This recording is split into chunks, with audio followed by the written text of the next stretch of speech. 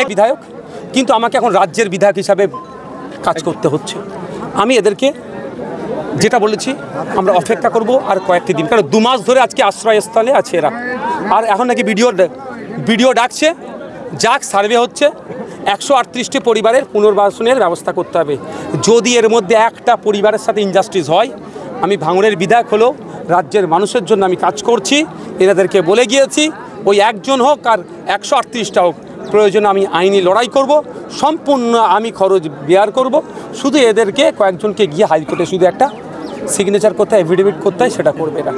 আর দ্বিতীয় হচ্ছে মাঠে ময়দানে লড়াই আমি করবো এদের হয়ে। এরা গ্রামের মানুষকে মানুষ হিসাবে এরা দেখে না, শুধু ভোটার হিসাবে দেখে। ফলে এই সমস্যা আছে, সমাধান হচ্ছে না। গত আমি 7 তারিখে আমি ঘাটালে গিয়েছিলাম, ওখানে গিয়ে একটা কথা বলে এসেছি যে আপনারা সমস্যা হচ্ছে একটা সরকারের বিরুদ্ধে গিয়ে অন্য সরকারকে ভোট দিয়ে ফেলেন। কেন্দ্রে যে সরকার চলছে, রাজ্যে যে সরকার চলছে, এই দুটো সরকারের বিরুদ্ধে গিয়ে ভোট করুন। 70 বছরের সমস্যা, ওখানে 70 বছর ছিল না অবশ্য, যে সমস্যার সমাধান হয়তো হতে পারে। তো আজকে এখানে আমি বলেছি একটা কথাই, ভোট বয়কট করুন।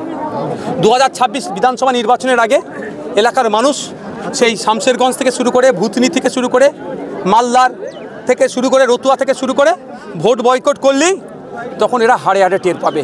আর ভোট যদি চাইতে আসে, গণতান্ত্রিক প্রক্রিয়া তখন জবাব দিতে হবে। আগে পদ্মা ভাঙন, গঙ্গা ভাঙন রোধের জন্য কংক্রিটের বাঁধ নির্মাণ করো, তারপরে তোমরা ভোট চাইবে।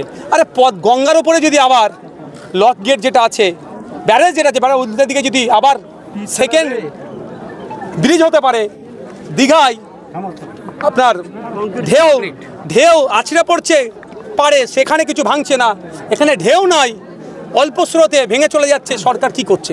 ঘুমাচ্ছে নাকি? এই ঘুম আমরা ভাঙাবো, গ্রামের মানুষকে নিয়ে ভাঙাবো। অফকোর্স স্থায়ী পাট্টা দিতে হবে। এবার পাট্টাতেও কোনো কাঠমানি হবে না। পাট্টার লিস্টে কোনো অন্য জায়গার মানুষের নাম ঢুকিয়ে তার কাছ থেকে তোলাবাজিও করা যাবে না। এখানকার মানুষ, এখানকার যিনি সদস্য আছেন, লোকাল সদস্য নাসিম ভাই যথেষ্ট এদিকে অ্যাক্টিভ আছে। আমি নাসিম ভাইয়ের সাথে নিয়মিত যোগাযোগ রাখছি। যদি লিস্টেও কোনো গড়মিল হয়, ডিএম পর্যন্ত কিন্তু আইনের বাইরে যাবে না। এই